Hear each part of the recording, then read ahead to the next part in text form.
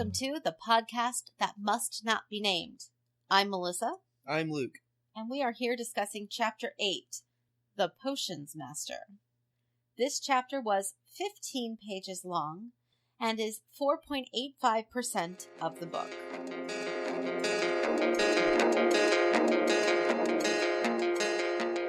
During Harry's first week of school, he learns that there are 142 staircases in the Hogwarts castle, many with trick steps or variable destinations.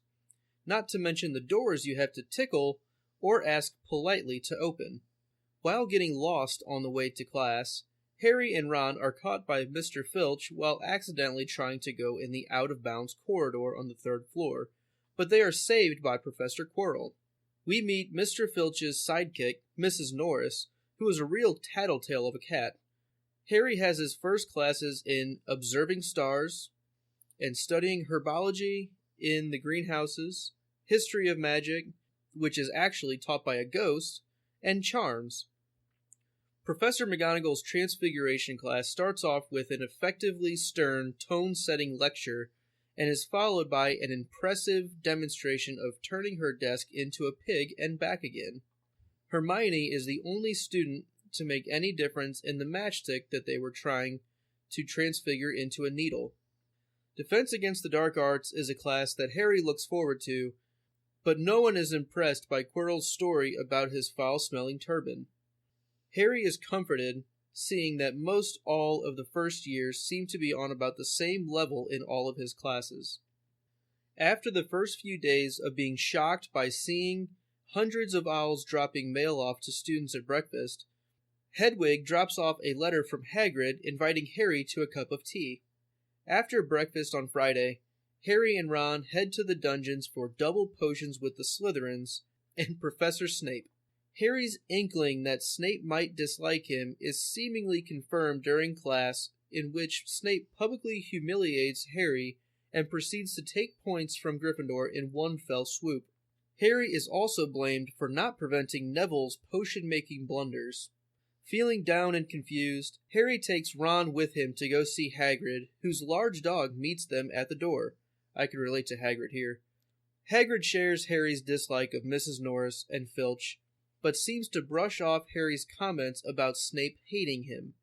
On Hagrid's table is a clipping of the Daily Prophet discussing the break-in at Gringotts, which tells Harry that the attempted heist happened on the same day that Harry and Hagrid were there. At this, Hagrid definitely avoids responding, and Harry is left with his head racing over many questions.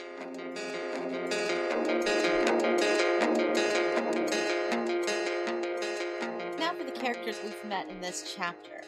We met 3 new professors: Professor Sprout of Herbology, Professor Binns, the ghost professor of the history of magic, and Professor Flitwick of charms, as well as to being reintroduced to Professor McGonagall, who teaches Transfiguration, Professor Snape, who's in charge of potions, and Professor Quirrell for Defense Against the Dark Arts. We also met 3 new characters, one of which is an actual person. It's Argus Filch. He was mentioned in the last chapter, but we met him as the caretaker. I was going to say custodian. I was right. As the caretaker of Hogwarts. And he is given a first name now. He does have a first name. Before he was just Mr. We also meet Mrs. Norris, who is Argus Filch's right-hand sidekick cat. Right-hand cat. And Fang, the ginormous dog who lives with Hagrid, which is similar to the ginormous dog that lives with Luke. Yeah, and covers people in slobber and everything. Very similar. Very similar. I can relate. Yes. There were several mentions of characters in this chapter as well. Several from History of Magic, like Emmerich the Evil and Uric the Oddball. Quirrell mentions a few in Defense Against the Dark Arts when he was discussing his turban. There's a mention of a vampire in Romania, the African prince, and a zombie. Location introductions get even more interesting because we are staying within the bounds of Hogwarts. But within Hogwarts, we visit several locations. We go to the herbology greenhouses. We go to Snape's dungeon. We get to see Hagrid's hut, his one-room hut where he lives, and there are other various descriptionless classrooms that we enter and exit, along with all of the descriptions of the many multitudes of staircases. Right. And trick doors. And trick doors. And walls who want to be doors but are just pretending. Right. The magicabulary in this chapter include herbology, history of magic, and charms. These are classes that we had not heard about before and are named here.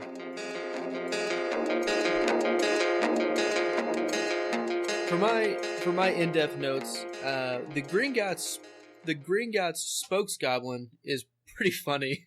He gets right to the point of saying, "Don't ask me anything. I'm not going to tell you anything." And they put that as a quote in the newspaper. That's just kind of funny. Okay, let's just start by saying how politically correct they are by calling him a spokes goblin as Right. opposed to a spokesperson. I feel like there's probably been some sort of legislation about that, about making sure they've been aptly named through their spokes types.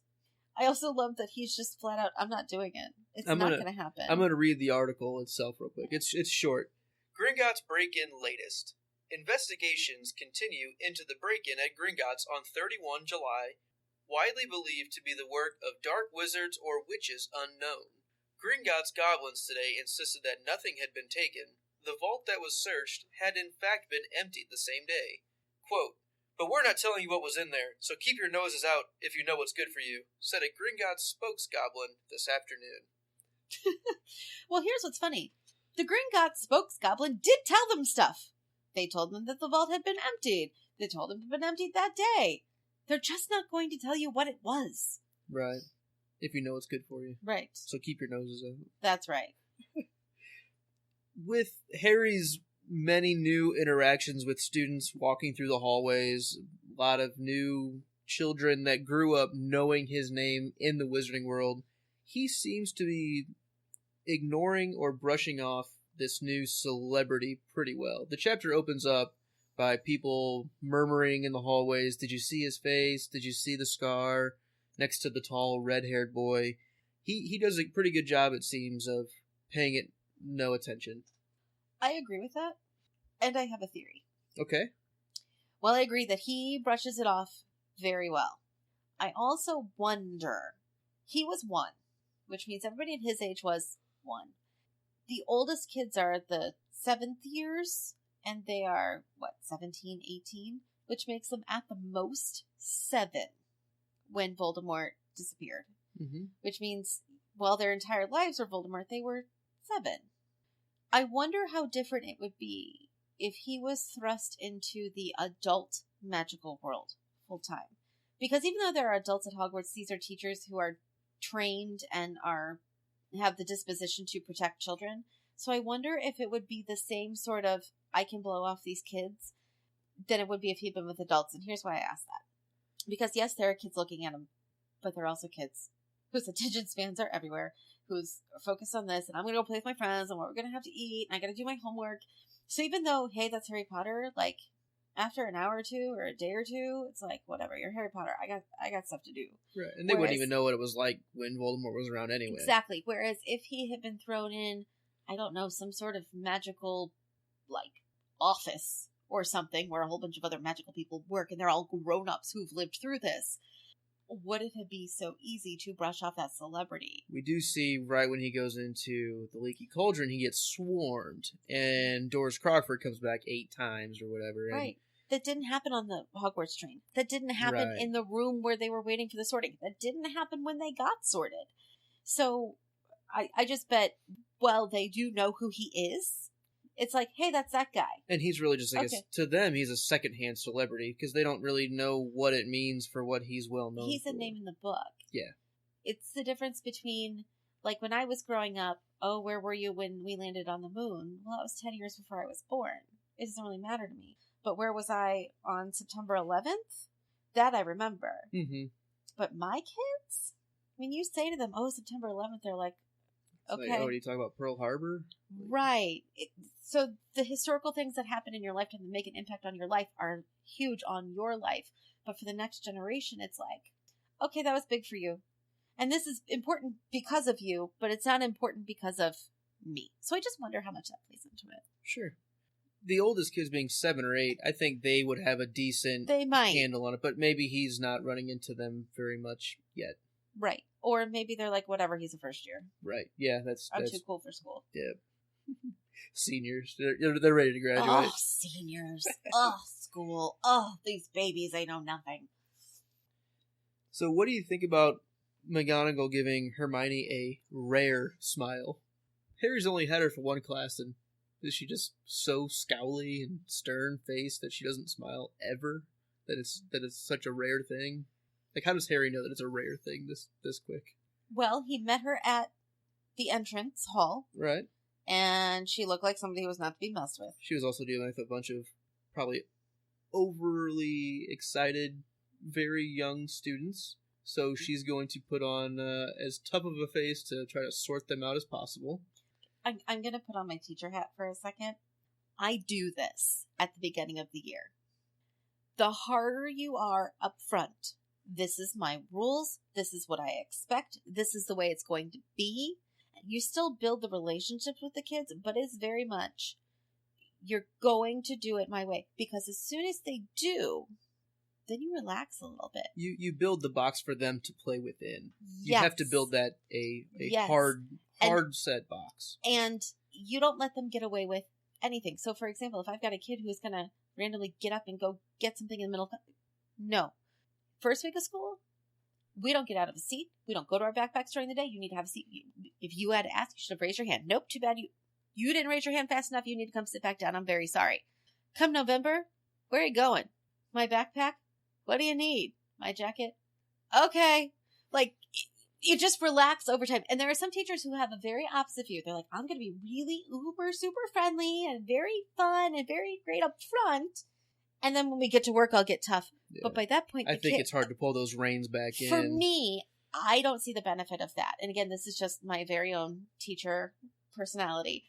If I was like that up front and then had to get tough, they would be used to me being this nice kind of maybe pushover-y or super cuddly person. And I don't need that. And then you start messing with their perception of you. Right. As you get stricter on things. Whereas I go the opposite. I start off really strict, which is why the first couple weeks of school is exhausting. And then slowly let off the gas.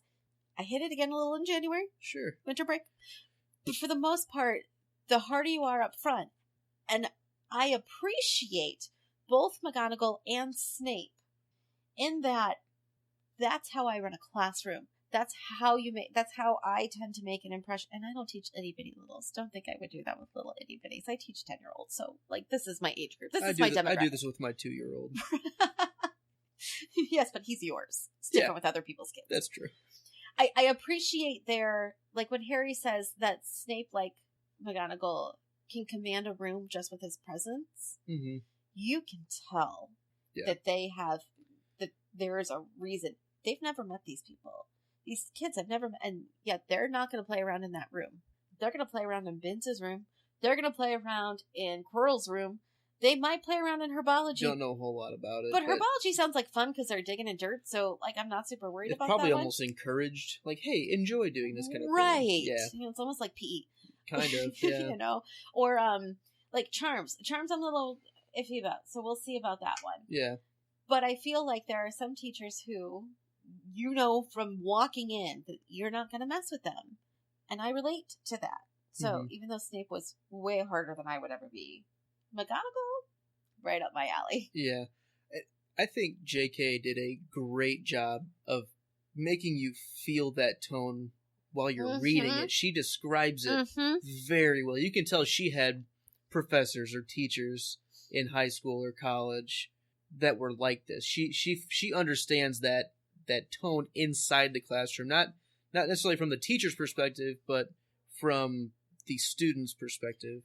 And well, I also think this is one of the things that make her such an amazing writer. She does such a great job of showing the differences between different teachers. She gives them personality. So few writers of children's books do very much to give their teachers, the adults surrounding the kids. They're just fill in the blank adult. Right. Doing you have this, saying the mean no to adult, this. Yeah. the funny adult, They're very one-dimensional, and these characters are not. These teachers, even from this first book, even from these first little glimpses of them, they are fully formed humans with, you can tell there's faults and there's discord and there's some who you can just see the fully formed humans. It was one of the things that drew me to this book the first time I read it and why I forced it upon all of my siblings, as I do, because it wasn't just about a good book with good characters who were children. It was a good book with good characters who were both children and adults.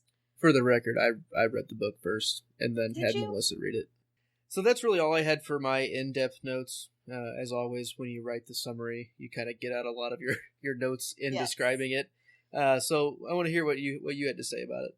All right, so I'm going to start with, if you transfigure your desk into a pig, does the stuff that was on the desk get transfigured into the pig itself, or do they fall on the ground? I think it falls onto the ground, but I will also ask, what about things in the drawers of the desk? See, these are my questions. I agree with you. I don't know, but it's got to be uncomfortable to be a pig that used to be a desk.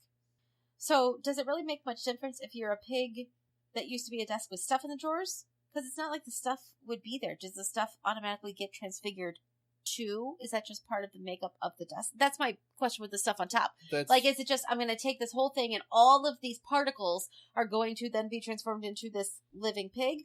Or is it like now there's, I don't know, pens and paper clips sitting inside the stomach?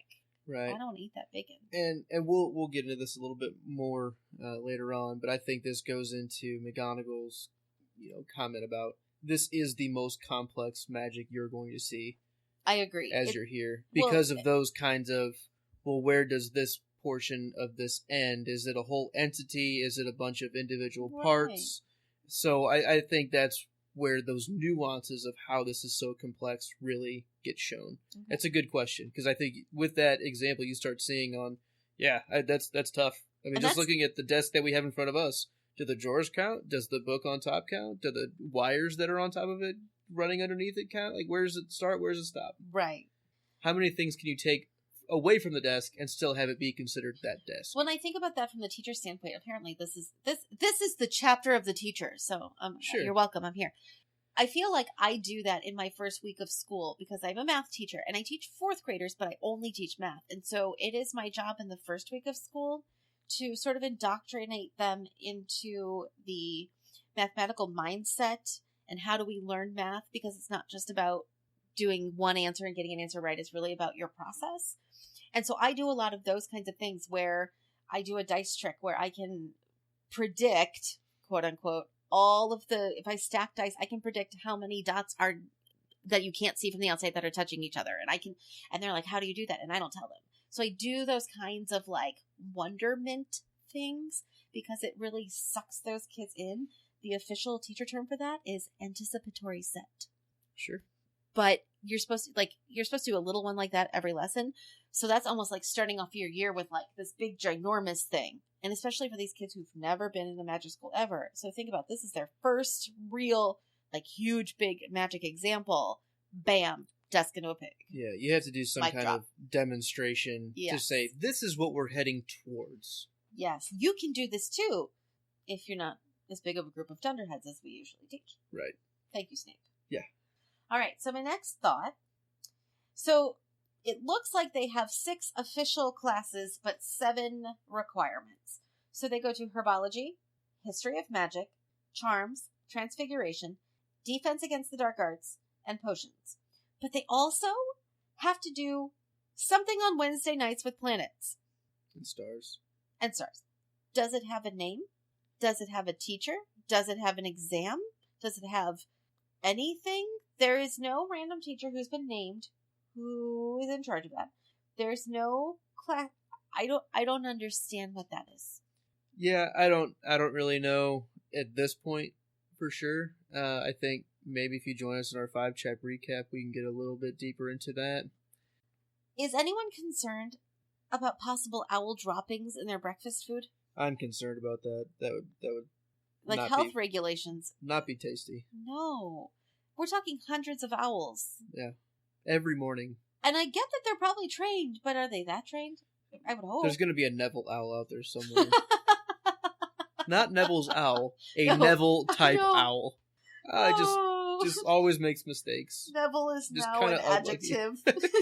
Oh, boy.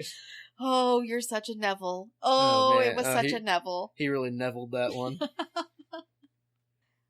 Okay, so I'm not the only one. Like, I'm not being an overly worried mom there. Like, it's an actual concern. Yeah, I'm sure there maybe in the enchanted ceiling there's something that prevents it. I don't know. Okay. Just a I'm with you. crackpot theory. I A just dropping catcher. So my next one is, what potion were they trying to make? It doesn't look like they did a great job. I mean, I think Hermione probably pulled it off, and I think maybe they said Malfoy's was okay, but then Neville's exploded, and it was a whole thing. Did they ever mention what they were making? Yes. I missed it. Yeah, it was a cure for boils. That's what they were trying to make. And then he ended up with all the boils. Right. Nice. It totally backfired on him. Got it. Neville. He really Nevilled that one. Oh, Neville. And Harry immediately believes that Snape hates him. Like, he thinks he doesn't like him at the feast, and then the very first moment he sees him, he's like, nope, hates me, done.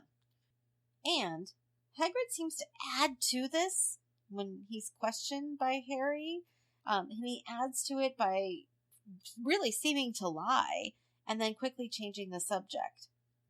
What would make a teacher hate a kid who they know nothing about, because it's not like there's family history or anything, so instantaneously? Well, he does. His first line is, our new celebrity. There could be some kind of jealousy complex that Snape has. Other than that, for what we know, there's nothing. I mean, I think at first blush, I would just say maybe he's jealous of the attention that he perceives Harry will likely get. Okay.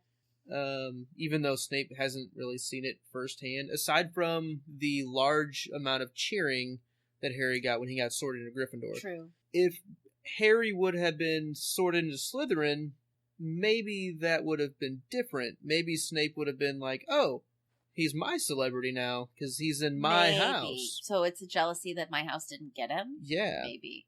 Or maybe it would have been even worse. Like, I don't like this kid. Oh, great, he's in my house. Can you imagine how bad Harry's life would have been if he'd been sorted into the house where the head hates him? Sure. And maybe that would be a personality change, switch houses later thing. Yeah, maybe. There you go. Is there a connection between the Gringotts break-in and what Hagrid took out of Vault 713? Do you believe we're meant to think there is? It really seems to be leaning that it's a pretty big coincidence. It seems like it's kind of set us up for it, right? It looks like that. I mean, who knows when bank heists are really planned? You know, just because Harry was there, right? Maybe in the commotion of Leaky Cauldron. I don't know. It's who knows. I just feel like they wouldn't have made such a big deal of Harry noticing it. Harry noticing that, oh, it's the only thing and you're taking it out, and then making the article about, oh, that vault was emptied. What's the point of putting that information in if we didn't already know about a vault that had been emptied? Yeah. That's just my thought. Yeah, no, it very well could be. And my last one is, we had our first official mention that Harry's birthday is July 31st. Now, it wasn't technically mentioned, but I'm going to use my powers of deduction here. Harry's birthday started at midnight when Hagrid knocked on the door. And that same day, we're going back to the hut, that same day they went to Diagon Alley. So they were in Diagon Alley on Harry's birthday. Now, the newspaper article said that the vault had been emptied and it was on July 31st. And Harry said, hey, that was the day we were there. And Hagrid blows him off. So that leads us to believe that Harry's birthday is July 31st. Or 31 July. Or 31 July. So that is an official timestamp. Yep. For everyone. We for sure know that start of school happens on, but they go to school on the train on September 1st. Harry's birthday is July 31st. Those are two definites that we have in print. And for any of our listeners who don't know, J.K. Rowling's birthday is also July 31st. She gave Harry her own birthday. Yeah, what a coincidence. Right. Oh, totally an accident, I'm sure. Yeah. You think? Yeah, probably. Silly. All right. And now off to Luke's 5 burning questions. So, my first burning question is, do you think Quirrell really has garlic in his turban? It's got to be gross if he does. I don't know, because it really stands out to me that they're making such a big deal out of this turban. Yeah, it was mentioned 3 or 4 times. In this chapter and the last chapter. In the last chapter, and not when we met him at the League of Cauldron. So I assume he wasn't wearing it there. Right. It's really standing out. Yes. Now, so. And I also get the impression that the kids haven't seen it before because they're really going after him, particularly our pals, the Weasley twins. Yeah. So I'm not saying it's garlic in there, but like it's weird. And he must be wearing it all the time. It's not like he just wore it to the back to school feast to, as a celebratory hat of some sort, head garb. So it's really something he's wearing consistently. Hey, this is my party turban. Like, did he get a bad haircut? I don't know, but it seems very unusual that he should have that in his head. Which class that we've seen would you enjoy the most, regardless of the professor? I am torn between Transfiguration and Charms. I'm the same. Because Transfiguration seems very, very cool, but Charms would really help out. It could grade their own papers, they could do their own, get the laundry, it could help.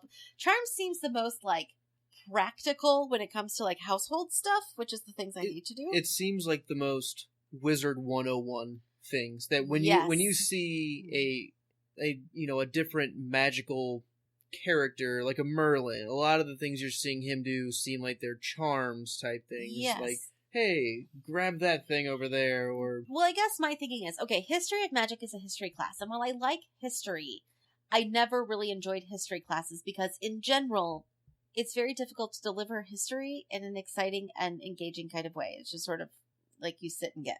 I had really good teachers in history, so I like history classes. I do too, but my best history teacher was my dad. Yeah. He wasn't a classroom teacher, but I learned more from him and am more engaged in history because of the way he would show me in the books we would read and the places we would go see than from my countless hours of history teachers. And I liked my history teachers. It's just, it's hard to teach history really well. So that wouldn't be it. I don't like growing stuff. So I'm thinking herbology and greenhouses, not for me. I'm not a huge fan of cooking, so I'm just going to think potions probably is going to be a lot like that, like or following chemistry. recipes. I always thought like chemistry. Yeah, I'd probably be okay at it. I can follow the recipe, but I may not understand the precise nature of why those things go to the things they go to, so fine. And defense against the dark arts, okay, but I don't ever think I'm going to put myself in a position where that's going to be a thing because I'm choosing not to be in Gryffindor, so I'll be okay. So it gets down to charms, which to me is taking an object and magicking it into doing something else. Doing something for you. So like Mickey Mouse and the Sorcerer's Apprentice, where he magics the broom to do something for you, magicking the vacuum to run for you. Mm-hmm. So you're not changing the context of the object, you're just having the object perform its duties independently. Mm-hmm. It's the measuring tape, measuring between the nostrils in Ollivanders. Right. Whereas Transfiguration, to me, I hear transfer, change. To me, that means you're changing something. You're taking the vacuum and changing it into a pig. You're taking a book and changing it into a computer. And that would be cool. I just can't see practical applications for it. Charms, I feel has, even in the Muggle world, Charms has a practical application. Transfiguration just would be cool. Yeah, no, I think they're both the most practical. Yes. The most practical on, well, that's not really true because herbology can be really practical if you're trying to grow your own food or whatever. I mean, I don't know. Or it's more grow than just own gardening, supplies for potions, which, they all feed into each other as subjects do. If I was only going to learn one, it would be charms, I think. I think I agree. That would be where I would lean to. So, all of the portraits visit each other. Do you think there's one huge picture frame somewhere that's kind of a blank canvas that all of the portraits can go and commingle in at the same time? It's large enough for all of the portraits in the castle to go and have a big portrait council meeting. Or a portrait town hall. Or at least a gallery where there's enough portraits that they can all cram into different ones and have a conversation. Right, because they can talk across. So maybe not one giant portrait, but maybe like the hall of portraits where they could all sort of, hey, let me squeeze into yours. But if there was the big giant portrait, wouldn't it be funny if there was like one person that nobody else liked? Like there was, all these portraits and they had their own groups and so they're all going to meet. And then there was like the poor Neville portrait and they're like, oh, Neville, we're out of room. Maybe next time. What's the password to get into the big giant town hall portrait? Aw, poor Neville. My fourth question, what do you think could be in the forest that the Weasley twins are so interested in? I'm going to throw the question right back at you. What isn't in the forest that the Weasley twins are interested in? I'm thinking those are pretty curious guys, and they like to be curious about things that you're not allowed to do. And I don't think they do it just to be defiant. I think they do it because, like, oh, we're not supposed to do that. I wonder why. What's going on? So it's not that they want to see something particular. It's that they want to see whatever it is they're not supposed to see. Right. I think the curiosity thing is the bigger part of that. Yep. Because we do know they do get good grades, so they are intelligent, so they're not just troublemakers to be troublemakers, and they're also really nice guys, so they're not trying to be defiant to be mean and get in trouble for that kind of thing. So, but no, that's a good point. I think it's just the curiosity of what's in there. My last question, and I think I have a pretty good feel for at least part of your answer on this, but at first blush, for seeing these teachers, rank them for what we've seen. Worst to best or best to worst? Do worst to best. Binns, worst. Yeah. Number one. Pretty boring. Pretty boring and dead. And talk about a dead room. Honestly, I have always wondered this. How does he grade papers? Like, how does he grade the papers? He can't lift the papers. He can't collect the papers. He can't write on the papers. How does he grade? Yeah, I think we need to learn a little bit more about ghost interactions and what is possible, what's not possible. Well, we know that they go through people because Harry at the feast accidentally, like, his shoulder brushed one and it went all cold. So they can go through things. They can't eat. Mm-hmm. He's, Nearly Headless Nick says that at the feast they can't eat anything. They can't touch the food. I'm just saying. Yeah. Not even if he's boring, you can't accurately grade because you can't actually read. Okay. So Binns is way down there. Quirrell's next. Talk about a waste of a cool class. Yeah. Because even though, like, Defense Against the Dark Arts is not my favorite, it still like, should be really fun. Like cool magic. Yeah. Like you're going to learn some cool things. No. He seems like an idiot. Yeah. I don't know enough about Sprout. So I'm just going to rank her next. Sure. Because whatever. Kind of like you said, it seems like it's probably going to be a playful class. So I would hope that she would take it that way. That's fine. So I guess the next one would have to be Flitwick, because we also don't know anything about him, except that he squeals with Harry's name and falls off his chair where he's standing because he's so little, so he gets like a slight edge. And I know everybody's going to hate this, but, like, my second best teacher would be Snape. Again, he's kind of a jerk to Harry. Not kind of. He is a jerk to Harry. I'm not saying that I condone that. And to Neville. He's pretty rough on Neville. Oh, Neville. But I do really appreciate his classroom management style. If that is like the very most teacher comment it's such a teacher thing to say, but he has very good classroom management. He is successful in the objectives he's trying to get across. I also believe he really cares about his subject. I know it says at one point that he really wants Quirrell's job, but the way he talks about what you can do with potions, there's a lot of care put into that. He truly knows his subject. Yeah. You don't accidentally, become someone who can speak that passionately about your subject without caring about it. Right. My number one teacher is McGonagall. Yeah, it's not even close. I want to be McGonagall when I grow up. Yeah. Yeah. Easy. No, she's... Hands down. Behavior management. She's tough. She's practical. But she does cool stuff to impress them. And she seems very fair. Yes. She does a good job modeling in her class. She does a good job at setting the tone. We talked about this quite a bit already, I know. But it's just so true. She does a good job. She's also the deputy headmistress. So she's got some seniority. Yeah. Definitely. I mean, could you call Professor Dumbledore a professor because he has the title? Maybe he's teaching the astronomy class that we know nothing about. Maybe he is teaching the astronomy. Maybe he's like teaching the upper grades, like. So I think in the rankings, the astronomy class teacher gets last place. The non-existent, because unnamed, not even mentioned that there is a teacher for this class? Harry yes. Harry can't even give us anything about this person. So it goes McGonagall on top, followed by Snape, then Flitwick, then Sprout, then Quirrell, then Binns, then the class without an actual teacher that we know of. Right. Okay. Yep, I think that's fair. Right. I'm with you. Alright, now it's time for our chapter superlatives. I'm going to let you do your favorite line first. So my favorite line comes on the Friday of the week in question. Friday was an important day for Harry and Ron. They finally managed to find their way down to the Great Hall for breakfast without getting lost once. That's pretty good. It seems like they've been struggling with these staircases and tickle doors and I can just picture the two of them never leaving each other's side, like being glued together, hand holding, buddy system like through the school. We're too cool for hand holding, but we're right there, and neither of us know anything. Yeah, we made it, and high five because we got to the Great Hall. And the Weasley twins aren't really helping Ron out at this point. They seem to tease him as much, telling him about wrestling a troll and all that. So I don't think they're going to give him any helping hands in this kind of thing, at least. Turning his rat yellow. Right.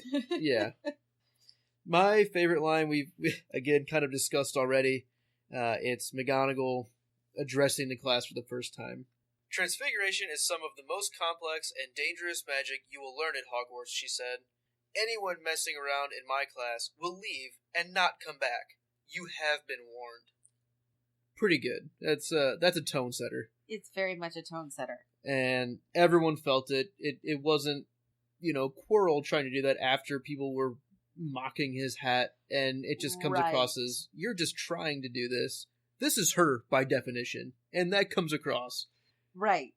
There's a difference between somebody who's trying to be tough and somebody who is tough. This goes along with her stern look. Yeah. The hat fits. So, with that, my chapter MVP is McGonagall. I know we've raved on about her, and I think it was pretty clearly going this way. It's just not even close. So she gets the chapter MVP for all of the reasons we've mentioned above.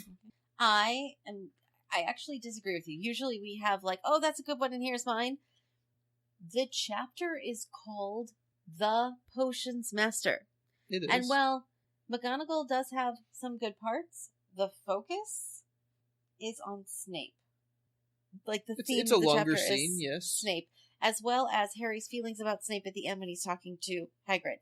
And I kind of appreciate Snape for what he does, except for the whole hating Harry and Neville part. But the way he talks about his subject, it's got to be Snape for me. It's his chapter. It has his name. Agree to disagree. That's my story. I'm sticking to it. Not the first time. I don't know. Definitely not the last time we're going to disagree on a chapter. Alright, looks like that wraps us up for Chapter 8. Join us next week when we are talking about Chapter 9. The Midnight Duel. As always, you can send us your digital owls on Twitter at @NotNamedPodcast. You can email them at thepodcastthatmustnotbenamed@gmail.com, or you can find us on thepodcastthat.com. We'll see you in a week. Thanks.